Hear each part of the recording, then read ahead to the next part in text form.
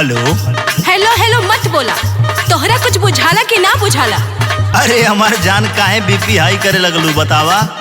गेहूं कटला बिना झोरता। अच्छा। तू परदेश में मजा लेत हुआ। सुना पाक गोइल सबका घरे थ्रेसर चलता। पाक गोइल गेहूं सरसों तीसी हो हर तीसी हो सैया बोला ना के मीसी।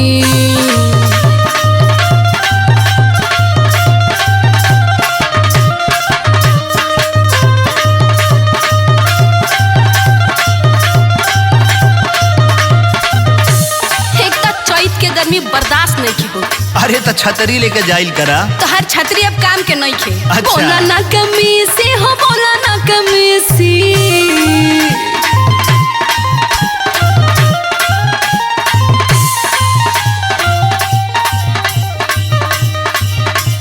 बोला ना कमी से हो बोला ना कमी से। बाहर भीतर हमार कोरिया हो गो। जानत है तू कितना आलिया भट्ट बाहर भीतर हम कितना घीसी हो और घीसी हो सैया बोला ना के मीसी। अरे हम मिसा और के मिसी बोला। अब मिश्रा जी तो मिसे आई है ना। खेत हमारा काटब हम जोतब हम बोईब हम। अरे सुना खटबू तबे त तू पूरी छान के खैबू। तोहरा पूरी के चक्कर में हमार पुआ निकल जाई। अच्छा घबरा मत जवन कहत है उ करा। हमार बात सुना। आके करब गेहूं के कटनिया हो छिलके रख खरे हनिया।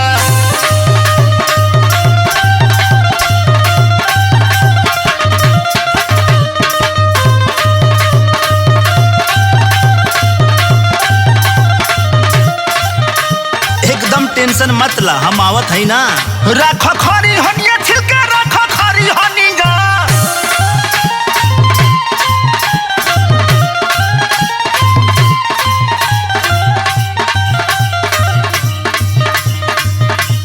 रख खरी हनिया छिलके रख खरी हनिया। एकदम चिकन कइले हो खजानी हो खोना परेशान मोरी रनिया हो। अरे रनिया हो छिलके रख खरी हनिया। आवत तनी जल्लू की ना। अरे जहाज से आवत हो कि ट्रेन से?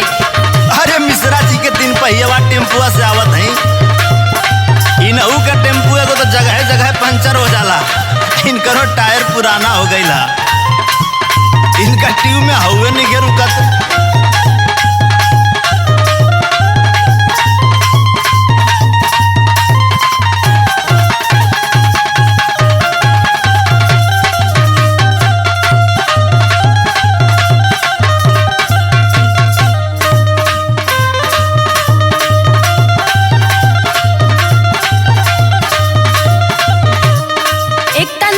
बोईबा ना टाइम से कटबा।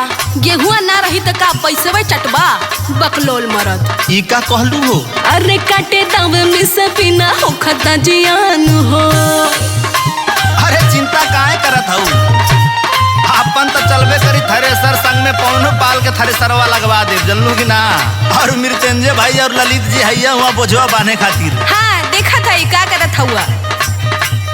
रहेला बहरवे घर पे नहीं खे ध्यान हो।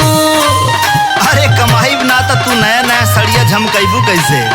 घर गृहस्थी के काम कैल करा। तू ना करबू तो करी के। एक तो हम नैहर के सुकुआर हई करब नहीं। काहे हो? ससुरा में खटनी करावत हूँ। और क्या करब नहीं हम कुछ खीसी हो हर खीसी हो सैया बोला ना कमीसी।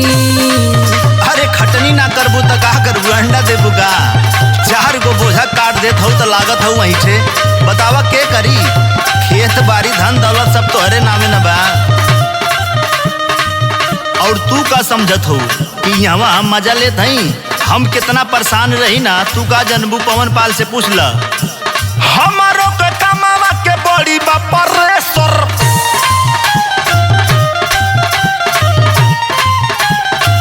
इतना मेहनत करत हई कि कपार पका पसीना एड़ी तक जाता।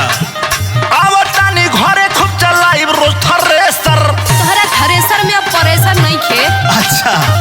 कितना खेत हम दा दियनी, तू कहत हूँ कि तारा थ्रेसर में परेसर नहीं खे। हम सब जान गई हई। इंदल के पूजा इंदल के पूजा मानी ला बचनिया हो छिलके रखा खरी हनिया। एकदम छील देले हई, एको घास नहीं खे। अरे तब भूसवो धरे खातिर जगहिया बनौले रही हा, और डेहरियो साफ कर लिया, बुझलू।